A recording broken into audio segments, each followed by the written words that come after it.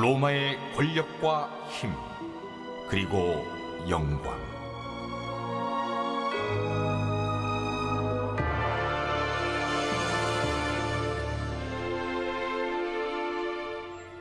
황제와 장군, 그리고 의원들은 위대한 업적을 남겨 우리는 그들에 대해 많은 것을 알지만 동상과 기념비가 남지 않은 다른 로마인들은 어떻게 됐을까요? 역사에 이름이 없는 수많은 이들은 어떻게 된 것일까요? 로마 시민 대부분은 모자이크 바닥이 있는 대리석 빌라에서 살지 않았습니다. 단지 그런 것만이 지금까지 남아있는 것입니다.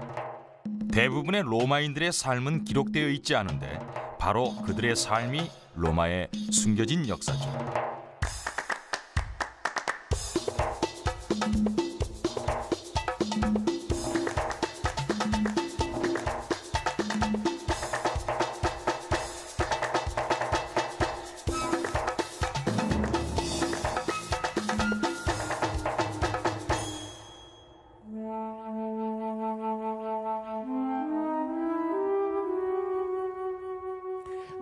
여러분께 평범한 로마인을 소개합니다.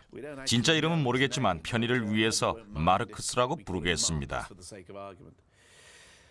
마르크스는 AD 79년에 베수비오 산의 화산 폭발로 사망한 사람 중 하나입니다.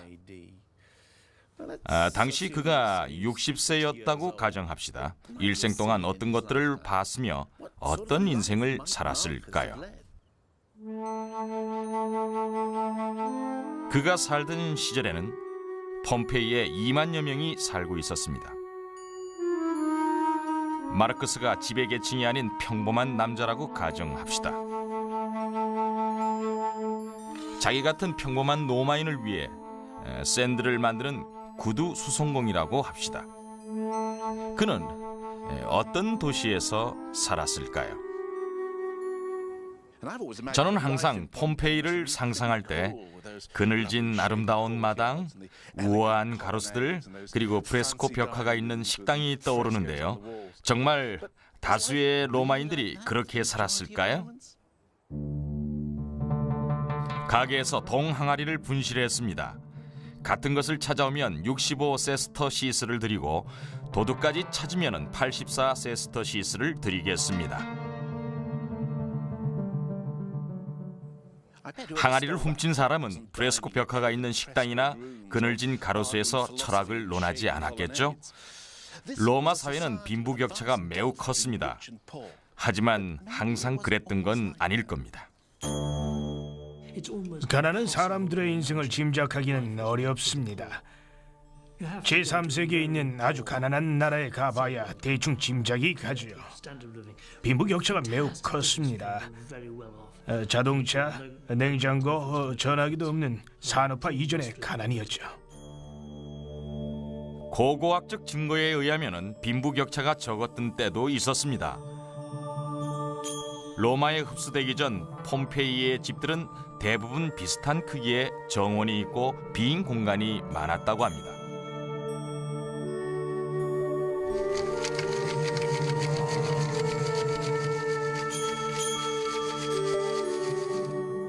그러나 1세기에 로마와 통합되면서 폼페이 사회는 완전히 바뀌었는데 현재 폼페이 영미 프로젝트에서 그 변화의 증거들을 모으고 있습니다.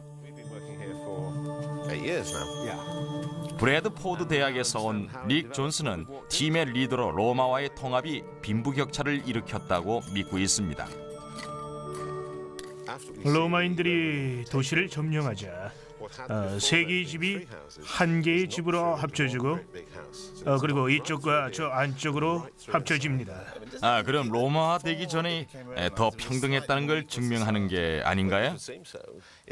그런 것 같지만은 몇 명이 한 집에 살았는지는 알기 힘듭니다. 대가족이 살고 하인이 있었겠지만 분명히 세 집이 살았습니다. 부자들은 재살이 늘어날수록 신분이 낮은 사람들과 거리를 두려고 했으며 이런 큰 집에 사는 주인들은 하인들을 고립시키기도 했습니다.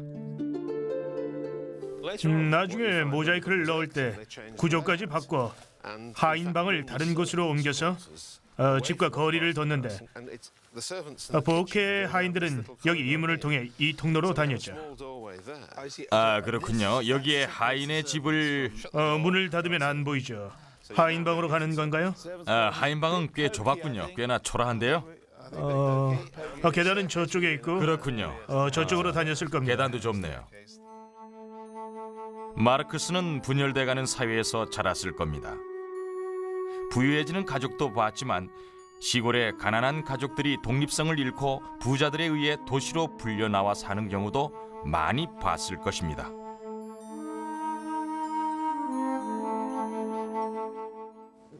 이것이 바로 작은 농장의 소멸 과정입니다. 농장들이 큰 빌라로 대체됐는데 그렇게 되면서 작은 도시들도 덩달아 많이 사라지게 됐습니다.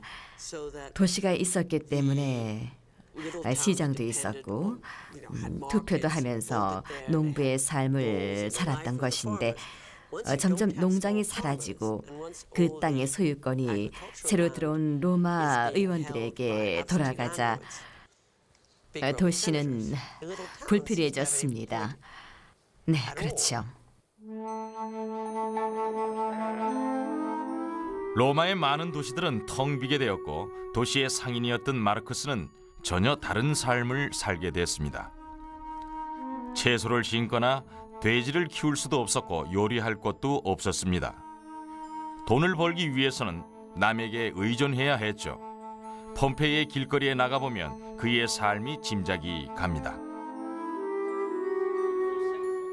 또 술집이군요. 벌써 술집을 50개 정도 지나왔죠? 많죠. 건강을 위해 마셨나 봐요. 가게 두 곳당 한 곳은 술집이거나 분식집이군요.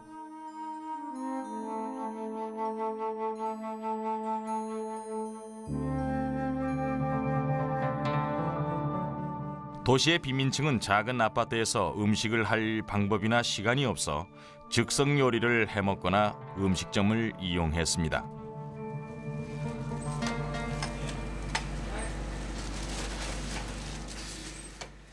마르크스는 정확히 뭘 먹고 살았을까요? 로마 음식 전문가인 수잔 에반스와 전형적인 로마 식사의 장을 보러 갔습니다. 주로 양배추 같은 것을 먹었습니다. 아, 양배추라 여기 있군요. 예, 그리고 마늘은 필수죠. 마늘이요? 그렇군요. 몇 개 더 집어주세요. 모두 마늘을 먹었나요? 그렇진 않았지만 음식의 맛을 더하니까요. 요즘처럼 많은 요리의 재료로 쓰였을 겁니다. 토마토를 살까요? 죄송하지만 안 돼요. 토마토 안 돼요? 멕시칸 토마토네요.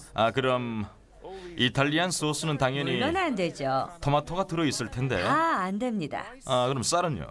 쌀은 부자들만 먹었습니다. 하지만 마르크스는 안 돼요. 쌀은 일종의 사치품이겠죠, 그렇죠? 엄청난 사치죠. 부자들이 먹었겠죠. 쌀을 먹은 거군요.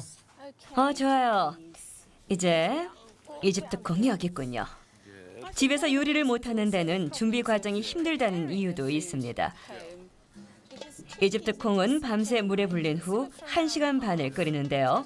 이집트 콩이라서 그래야 하는 거예요. 이것도 섞어줘야 해요. 끓이면서 밀가루를 섞어줘서 결국 콩죽같이 되는 거죠. 고기는 특별한 날에만 먹었겠죠? 일주일에 한 번? 아마 그럴 거예요. 신발을 잘 만들었다면 살 수 있었겠죠? 이건 두꺼운 마른 소세지죠. 맞아요. 지방이 많고 매운맛이 나죠. 지금까지 산 것들이 마르크스의 식사 재료군요. 하지만 과거에는 완성된 식사를 샀겠죠?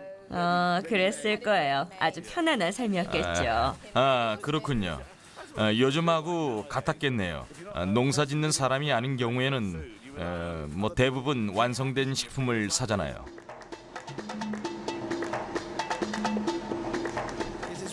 그런 걸 의존적인 문화라고 하죠. 직접 농사를 짓지 않고 다른 사람들이 만들어 놓은 물건을 사는 그런 문화 말이에요.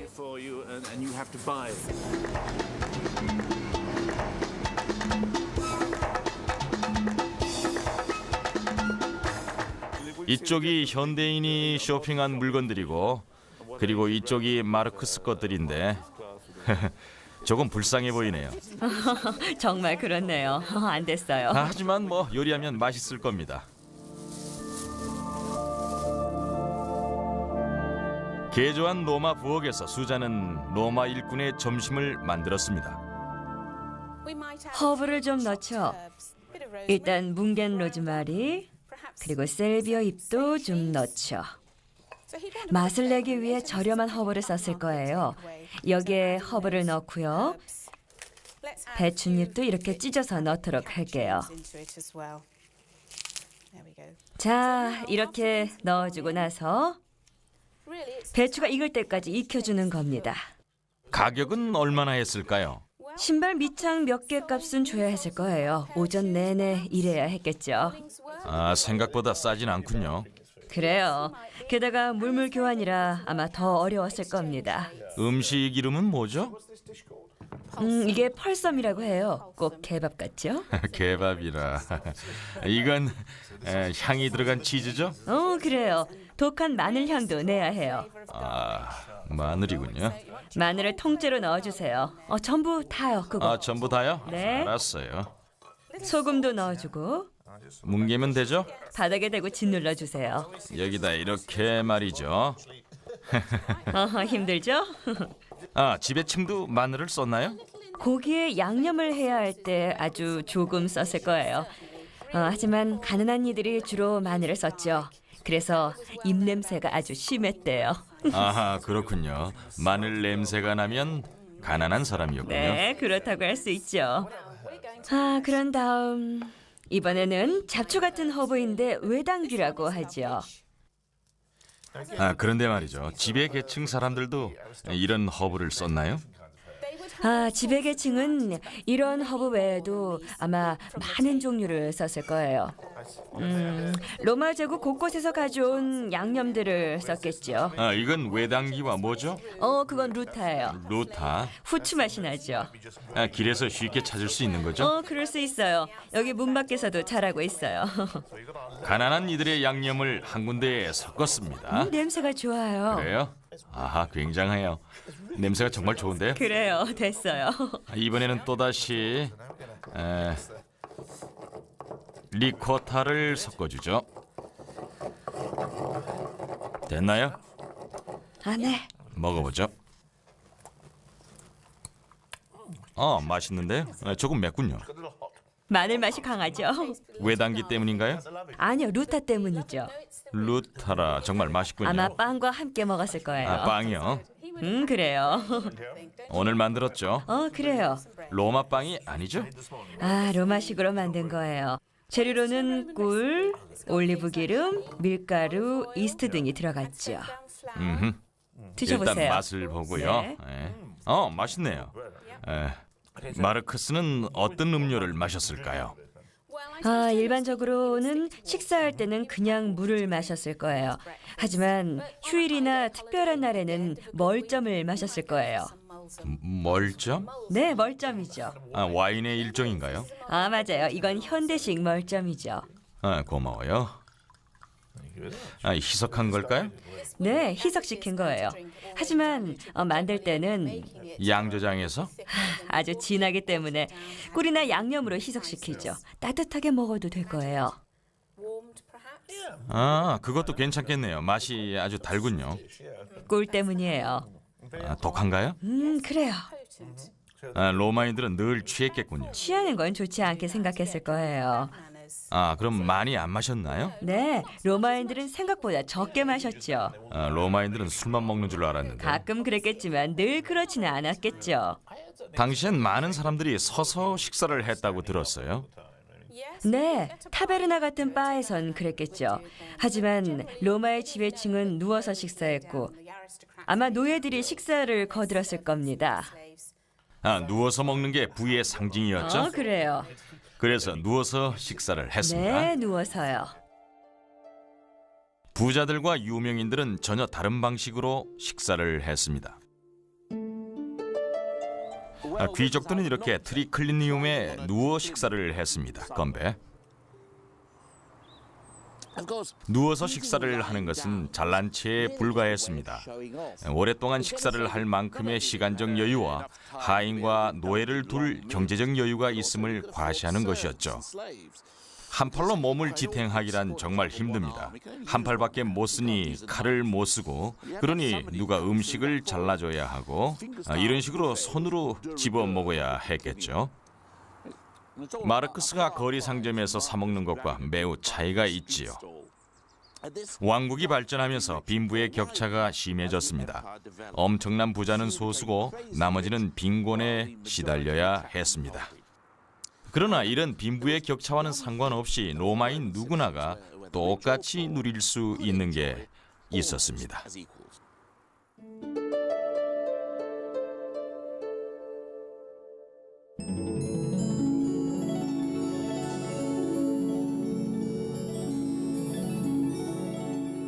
왕국이 발전하면서 부자들은 계속해서 재산을 늘리고 빈곤층은 힘든 삶을 살아가야 했습니다.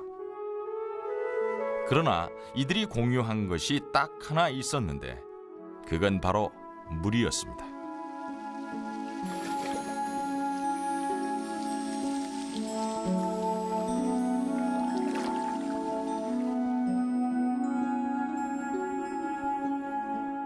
로마인들은 물에 미쳐 있어서 거액을 들여 거대한 돌 수도를 도시의 한가운데로 들여오기까지 했습니다.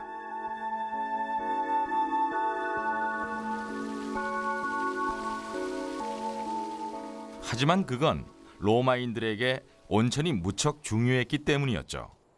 베스비오산의 화산 폭발로 이곳 헤르쿨라네움의 온천은 본래의 모습을 그대로 유지하고 있었습니다. 마르크스가 도착하면 여기부터 오죠. 예, 그리고 이곳을 찾게 되는 거죠. 그리고 중간에 만일 마르크스가 헤르쿨라네움에 일을 하러 왔다면 여기부터 왔을 것입니다. 온천이 모두를 만날 수 있는 유일한 장소였기 때문이죠. 아, 너무 아름다워요. 그렇죠. 그런데 마르크스가 이런 곳에 들어올 수 있었다고요? 제가 생각하기에 온천이 예전엔 공동체를 통합시키기 위해 있었던 것 같습니다. 그러니 돈이 많거나 적음에 상관없이 몇 푼만 내면 들어갈 수 있었죠. 별다른 의미는 없었습니다. 어쩌다 운이 좋으면은 일주일 동안 공짜 온천을 즐길 수도 있었죠.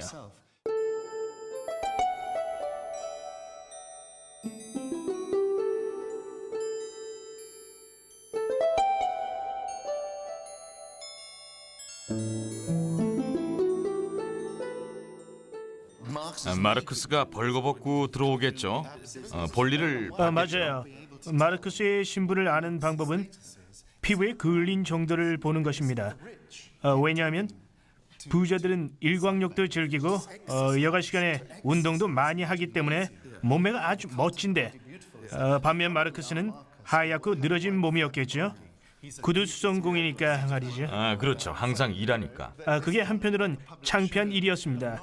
운동으로 다져진 멋진 몸매가 아니면 가난하다는 뜻이니까요.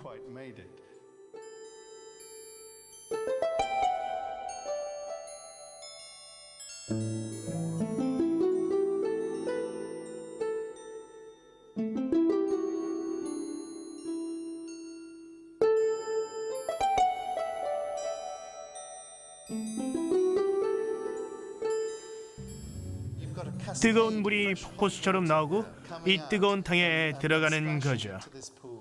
바로 들어가지는 못했겠는데요. 너무 뜨거울 것 같아서. 의사들이 주의하라고 했죠. 그래요? 열이 있으면 조심하라고 말이죠. 뜨거운 물에 바로 들어가면 안 좋다고 했었습니다. 그럼 이제 들어가 볼까요? 너무 뜨거워요. 진짜 뜨거운데요? 맞아요. 꼭 자쿠지 같죠? 물줄기 아래로 들어가도 되죠? 바로 아래로 이곳에서 나올 겁니다. 얼마나 버틸 수 있을까요? 익숙해진다면 30분은 거뜬히 있을 수 있을 겁니다. 하지만 들어오려는 줄이 길겠죠? 우리 마르크스도 들어오려고 하네요. 미안해요, 마르크스. 이제 들어오십시오.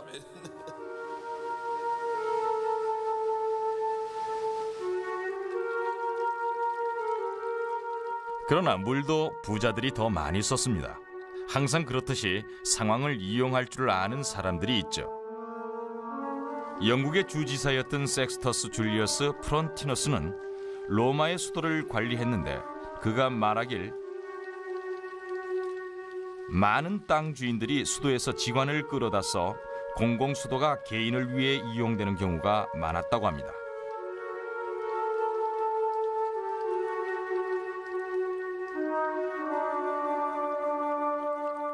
부자들은 물을 과시용으로서 사용했습니다. 폼페이 영미 프로젝트에서 발견한 것은 로마의 집주인들이 부축적의 증거로 방에 모자이크를 달고 욕조를 설치하고 심지어 집에 수영장까지 설치했다는 겁니다. 이걸 뭐라고 하나요? 안뜰입니다. 그렇군요. 안뜰 같아요. 그렇죠. 내부 안뜰. 그리고 저쪽에 호화로운 방들이 있습니다. 최소한 3개의 식당과 중간에 수영장이 있는데 주변에 화초도 심고. 이렇게 화창한 날에는 수영장에서 놀았겠죠?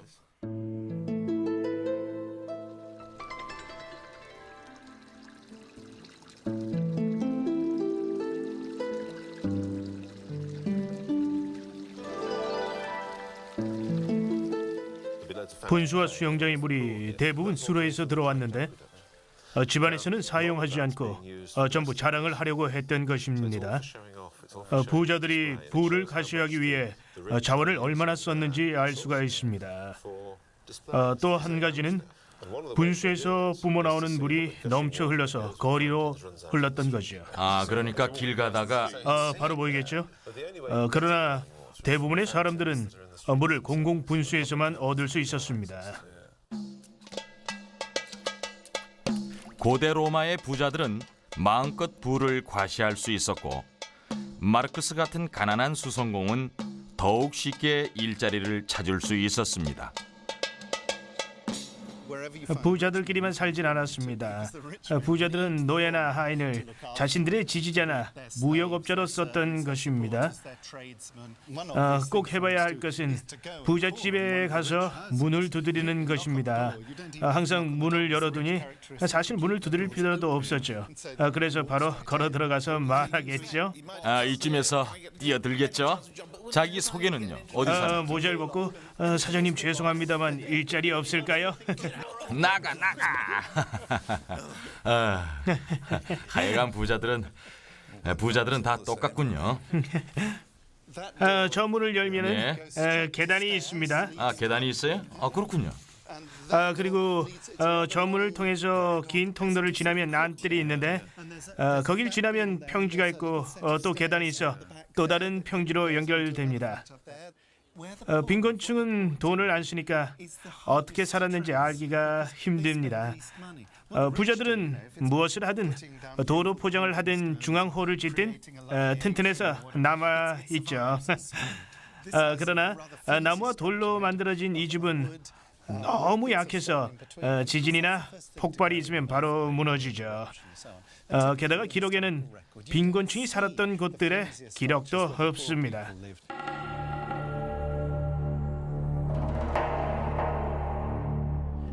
학자들이 뼈를 분석해 봤는데 분석하는 시체와 뼈마다 심각한 결핍증이 있었습니다. 로마 제국의 가난한 도시들은 매우 가난했던 거죠. 로마인들이 통치하기 전 사회는 좀 더 평등했고 빈부격차가 덜했을 것입니다. 그러나 로마가 통치하면서 부유한 로마인들이 들어와 착취하고 한 제국을 통째로 지배했습니다. 헤르쿨란네움에 빈부격차가 있었기 때문에 마르크스 같은 구두 수송공이 갔을 겁니다. 동네 술집에서 그렇죠. 선술집에서요. 여기서부터 이런 데부터 오는 게 좋죠. 사람들한테 물어볼 수 있잖아요. 여기에 사람들이 계속 오니까 여기저기서 물어볼 수도 있고 한잔하면서 혹시 일자리가 있는지도 그렇죠, 물어보고 그렇죠. 구두 수송공이 필요한지 물어보면 되죠. 선반에 항아리가 많군요. 예, 여러 종류의 와인들이 여러 모양의 병이나 항아리들에 담겨져 있어요. 그리고 꼭대기에 침대 보이죠? 침대 끝부분. 보입니다. 그곳에서 사람들이 살았고 부엌도 볼 겁니다. 구석에 큰 블록 보이세요? 그 석점을 위해서 요리를 하는데 바로 위에 불을 피우고 그 위에 삼각대 그리고 냄비를 올렸죠. 그 위에 말입니다. 숯을 써서 연기는 적었겠는데요. 예, 하지만 굴뚝이 없기 때문에 연기가 바로 길로 나가죠. 그렇군요. 로마에서 부는 자랑하기 위해 있는 것이었고 돈이 없으면 있는 척이라도 했습니다. 마을에서 가장 좋진 않았지만 사람들이 원했을 만한 집에 좋은 예입니다. 그가 새로운 유행의 신발을 만들었다고 해보죠. 황제도 좋아할 만한 그런 신발을 말이죠. 신발을 만들어 작은 수입이 생겼다고 칩시다. 이런 집입니다. 안뜰과 인플루비움 때문에 처음엔 좁아 보이지만은 문을 들어서자마자 위에 자리 잡은 화려한 모자이크에 반해버리게 됩니다. 동으로 된 넵튠이 있죠. 주인이 당신을 잡아 끌면서 모자이크들을 감상하러 가면 당신은 구경하겠지만 사실 이건 웃긴 상황입니다. 이 공간은 다용도실입니다. 이것은 정원이자 분수이고 식당이기도 합니다. 이것은 그의 자랑이자 기쁨이죠. 이게 안락 의자예요. 방금 보신 그 집은 사람들의 신분 상승 욕구를 잘 나타내주고 있습니다. 또한 사람들에게 헤르쿨란네움이나 폼페이 같은 도시들은 빈부격차가 심하다는 것을 상기시켰습니다. 하지만 로마에서는 더 심했죠.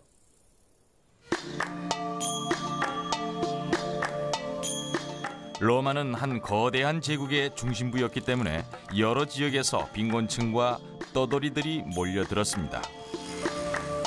우리 마르크스도 폼페이나 헤르쿨라네움에서 일자리를 못 찾았다면 아마도 로마로 갔을 것입니다. 마르크스는 이곳에서 뭘 찾았을까요? 분명 세계 최고의 제국은 환상적이었을 겁니다. 로마는 BC 200년부터 예수 탄생까지 지중해 유역 전부를 통치하게 되어 이태리의 가장 큰 도시에서 지중해 수도가 되죠. 그리고 AD 1년이 되면은 지중해 유역의 모든 부가 스페인에서 이집트, 시리아에서 그리스까지 전부 로마로 들어오죠. 로마는 지중해의 모든 부를 끌어들였습니다. 그러한 현상으로 인해 로마 안팎으로 부로 인해서 큰 차이들이 생겨났습니다. 로마는 고대 기준에서 무척 컸습니다. 100만 명의 시민과 금색 길거리, 로마에 가면 부자가 될 수 있다고 믿었고 사실 그렇기도 했지만은 동시에 그곳의 사망률도 매우 높았습니다. 온천에 가면 병자가 씻은 후 여성 그리고 남성이 씻는데 그렇게 해서 병에 걸렸죠. 청결을 위한 곳에서 병이 옮은 셈이죠. 도시 밖의 큰 구멍들에서 죽은 동물들의 시체 냄새가 나고 시체들을 다 같이 던져놓고 냄새가 끔찍했을 것입니다. 결국 기회의 장소이자 더럽고 무서운 곳이었죠. 그렇지만 그것은 아시다시피 난생 처음 보는 금으로 도배된 절들이 매우 볼만했습니다. 마르크스가 폼페이에서 본 그 어떤 것도 로마와는 비교될 수 없었을 겁니다. 빌딩의 스케일도 전혀 달라 매우 신기했을 것입니다. 지은 사람들의 힘과 능력을 과시하는 거죠. 의회가 로마 제국의 재산을 관리했는데 마르크스 같은 사람이 아닌 자신들을 위해서였습니다. 그들은 마치 마피아 두목처럼 가능한 것은 뭐든지 착취를 했습니다.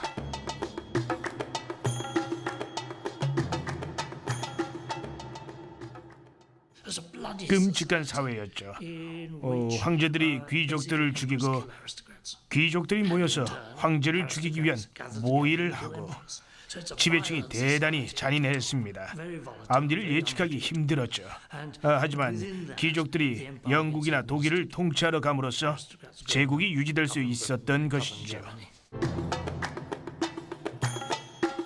마르크스가 적응해야 할 로마는 바로 이런 좁은 골목골목과 상점과 작은 공장들입니다. 항상 그래왔듯이 아직도 존재를 하죠. 그렇다면 시골 사람인 마르크스의 지상 최고의 도시에서의 삶은 어땠을까요? 폼페이에서 살 때와의 가장 큰 차이는 사는 곳이었을 것입니다. 대부분의 로마 사람들은 5, 6층에 이르는 큰 아파트에서 살았는데 지금 제 뒤로 보이는 게 고대로부터 유일하게 남아있는 5층짜리 아파트입니다. 이건 실제 로마 거리와 집입니다. 헤르쿨라네움보다 조금 거칠어 보이는데요. 아마 전혀 다르다고 봐야 할 겁니다. 중세 로마에도 작은 가게들이 있었잖아요. 이건 고대 가게지요. 여기가 작업실인가요?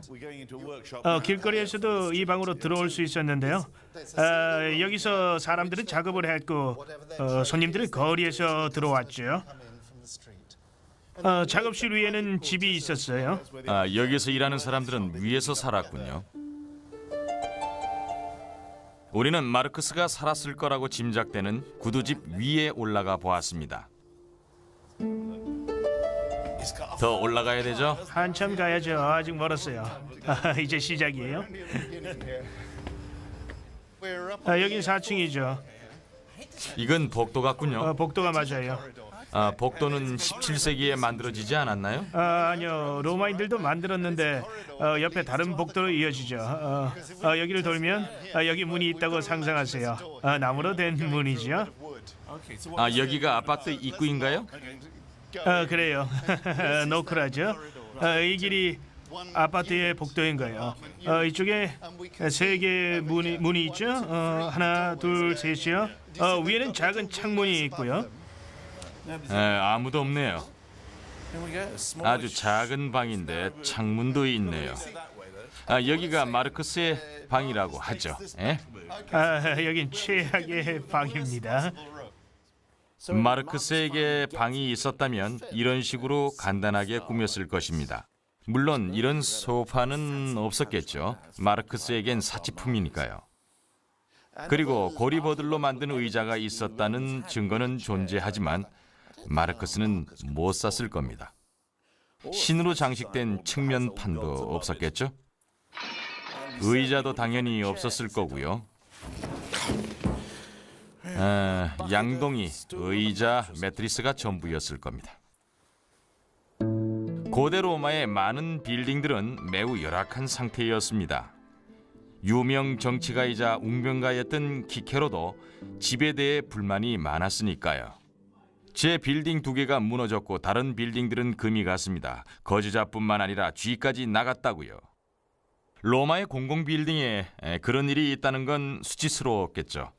로마인들이 자랑스러워한 건 따로 있습니다. 쓸모없는 피라미드나 그리스인들의 예술품들을 꼭 필요한 이 시설과 비교를 해보십시오.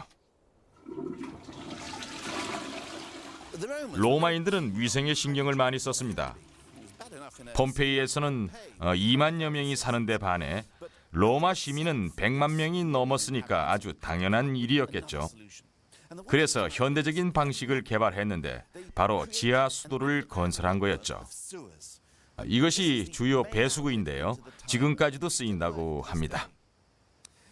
100만 명이 배출하는 배설물만 해도 하루에 7만 킬로그램이나 된다고 합니다.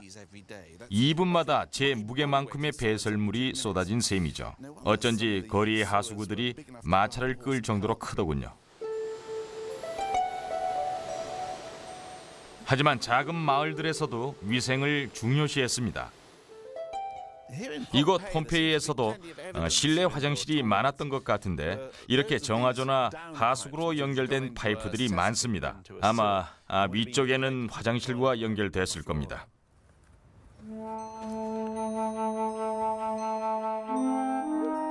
물론 가난하다면은 골목길을 사용했어야 할 것입니다. 그러나 신기하게도 어떤 상인들은 자신의 가게 밖에서 소변 보는 것을 환영했습니다.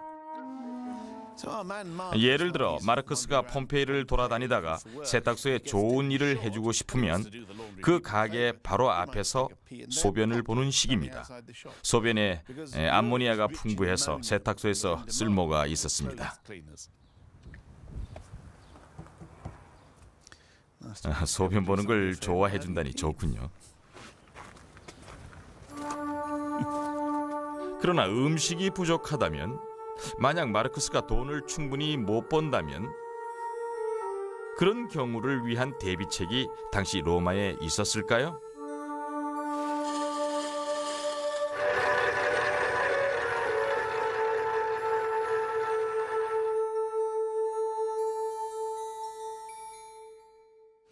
다신교 사회에서는 거지가 생겨도 별로 상관하지 않습니다.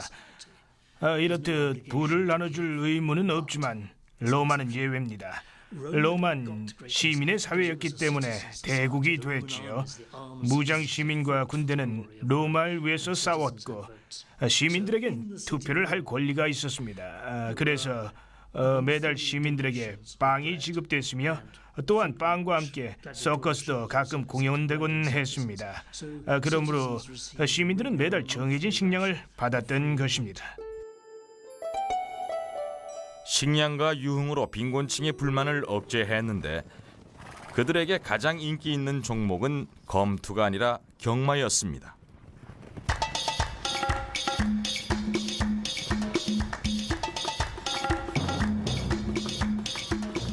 빨간색, 흰색, 파란색, 녹색의 4개의 팀이 있었습니다. 팬들은 자기 팀 색의 옷을 입고 함께 응원가를 부르며 응원하는 등 열광적으로 경기를 지켜봤습니다. 승부에 대해 내기도 많이 하고 팬들은 머리 스타일을 바꾸기도 했습니다. 게다가 여자를 만나기 좋은 장소였죠. 로마의 시인인 오비드가 저서 사랑의 방법에서 말하길, 경마를 무시하지 마라. 여자를 만날 기회를 원한다면 사람이 꽉 찬 곳이 매우 유리하다. 여자 바로 옆에 붙어 앉아서 몸을 밀착시키고 어느 말들이 달리는지 관심 있게 물어봐라. 그리고 그녀와 같은 말을 응원해라. 그녀의 가슴에 먼지가 묻어 있을지도 모른다. 가끔 있는 일이지. 그럼 꼭 손으로 털어내라. 치마가 길어서 땅에 끌리고 있으면 끌리는 부분을 조심스럽게 들어주어라. 너의 세심함에 그녀는 바로 칭찬을 할 것이다. 넌 다리를 봤겠지만 그녀는 상관치 않을 거다. 그렇다. 경마장은 여자를 만나기 매우 좋은 장소이다. 마르크스가 가난하다 해도 결혼을 못할 이유는 없었기에 주디스라는 이름의 부인이 있었다고 칩시다. 보통 로마의 부부들은 어떤 관계였을까요? 로마의 서민들의 삶은 잘 알려져 있지 않습니다. 문학도 거의 상류층 이야기고 다는 아니죠. 한쪽이 죽으면 부부간의 애정을 표현하는 아주 간단한 기념비들이 가끔 보이긴 합니다. 어떻게 보면 사는 동안보다는 죽은 것에 대한 애도일지도 모르죠. 하지만 확실한 사실은 로마의 아내들은 적당히 독립적이었다는 겁니다. 개인 소유의 땅도 있고 남편도 고를 수 있고 그녀들이 이혼을 원하기만 한다면 이혼도 가능했습니다.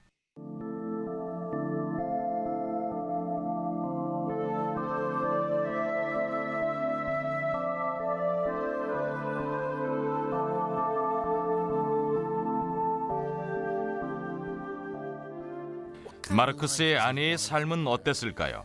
로마의 아내들은 통제된 삶을 살았나요? 그리스 아내들만큼 통제받진 않았습니다. 파티와 저녁 식사에도 갈 수 있었고 모르는 남자도 어울릴 수 있었죠.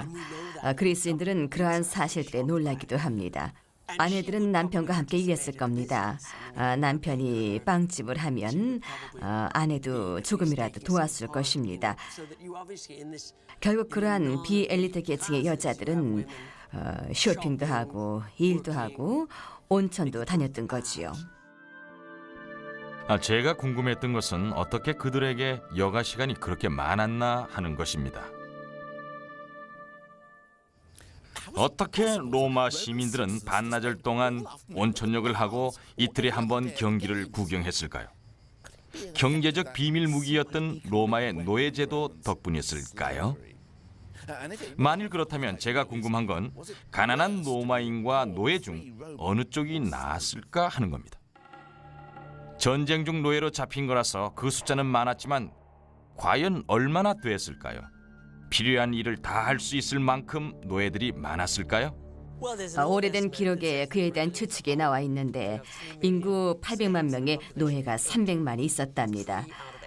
결국 8명 중 3명이 노예였던 거지요. 이것도 굉장히 높은 수치지만 BC가 끝날 무렵에는 이태리에 적어도 100만 명은 되는 노예가 팔려왔습니다. 해안에 있던 큰 빌라들에는 40에서 60명의 노예들이 있었습니다. 그들은 이태리로 팔려온 후 노예 시장에 팔려 주인이 사야 했는데 이는 집안 노예나 가정교사나 무희 같은 교육받은 노예를 제외하고 측정한 그런 수치입니다.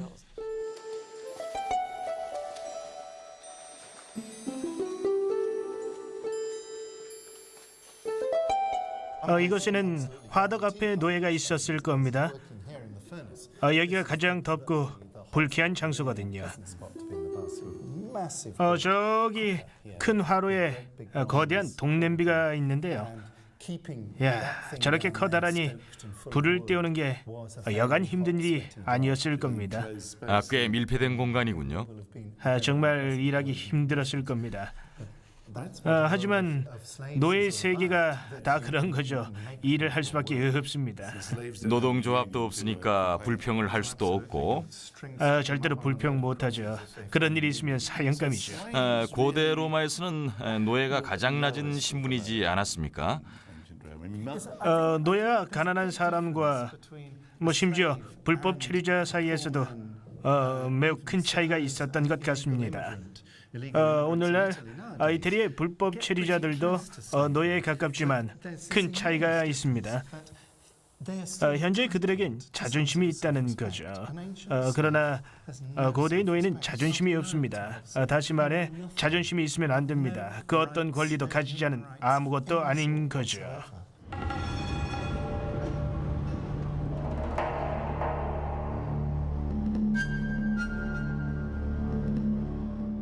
노예와 주인은 어떻게 지냈으며 누가 노예를 소유했을까요? 예를 들어 마르크스도 노예를 소유했을까요? 한두 명 있었을지도 모르죠. 그의 아내를 도울 사람과 자신을 도울 사람 보통 다들 그랬습니다. 중간층이라고 해야 되나요? 공익계층은 노예가 있었고 집에서 함께 살았습니다. 노예에 대한 처벌은 가혹했습니다. 심판도 없이 사형당하고 어차피 재산의 일부였으니까요. 낙인도 찍고 목걸이도 달았죠. 한 노예의 신분증에 써있길 저는 도망왔으니 붙잡아서 제네누스 주인님께 돌려주시면 상금을 드리겠습니다. 차에 제 운전 어떤가요? 라고 써붙인 변호사들 같죠? 마르크스가 돈을 많이 벌었다고 칩시다. 노예를 사는데 도대체 얼마나 들까요? 식사를 해야 하니 싸진 않습니다. 자가용처럼 기본비와 보험까지 내야죠. 관리비도 고려해야 합니다. 그들의 나이, 외모 그리고 힘에 따라서 농부의 1년 소득의 4배까지 나갈 수 있습니다. 꽤 비싸죠? 그러니까 12만 달러, 2만 파운드 그 정도 합니다. 현재 수치로 표현하기 어렵군요. 고대 로마에서 노예의 소유는 차를 소유하는 것과 비슷했습니다.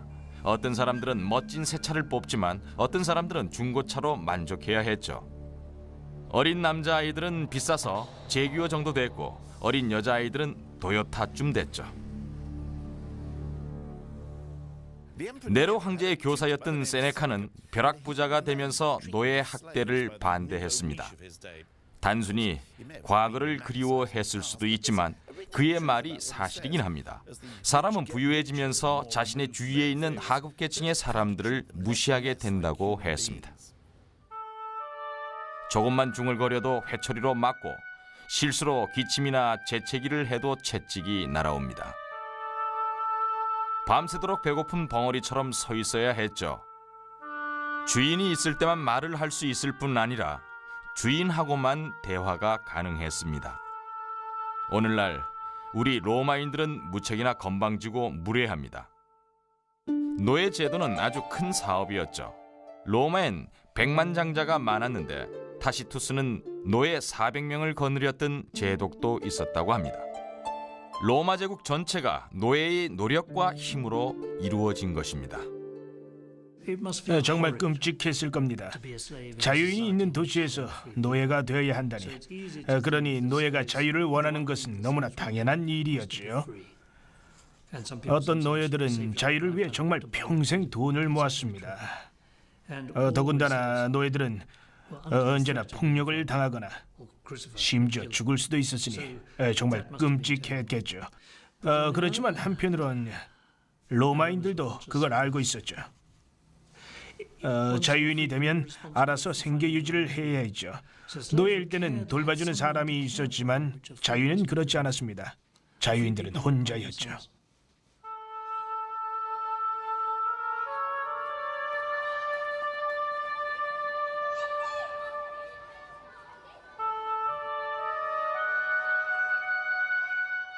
로마에는 사회보장제도가 없었으며 불구자나 장애인은 대부분 태어남과 동시에 버려졌습니다. 고대 로마엔 고아원이 없었던 것 같군요. 고아원이 필요 없었죠. 물론 피임이나 낙태를 할 필요도 없었고요. 그들은 쓸모없다고 여겨지는 아이들을 유기했습니다. 엄마가 아이를 버리지 못할 이유는 전혀 없었습니다. 아무도 기형아는 기르지 않을 테니 아이를 버리는 것에 대해 아무도 이상하게 생각지 않았습니다. 버리고 죽게 놔두는 거죠. 아니 그럼 어디에 버리는 건가요? 그냥 동네 쓰레기장에 버려뒀습니다.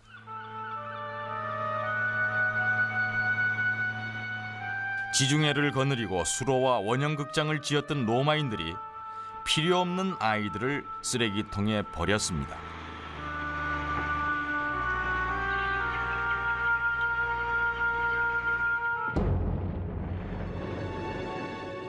그러나 로마인들의 삶이 어떻든 간에 AD 79년에 나폴리만 주변에 살던 사람들은 끔찍한 죽음을 당했습니다. 8월 24일 베수비오 산에 화산이 폭발하면서 폼페이와 헤르쿨라네움 시민들은 생을 마감했습니다. 부자였건 가난했건 마찬가지였습니다. 식당의 요리사와 술집의 창녀, 노예 상인과 내기를 하던 관중, 그리고 마르크스의 가족도 모두 죽었습니다.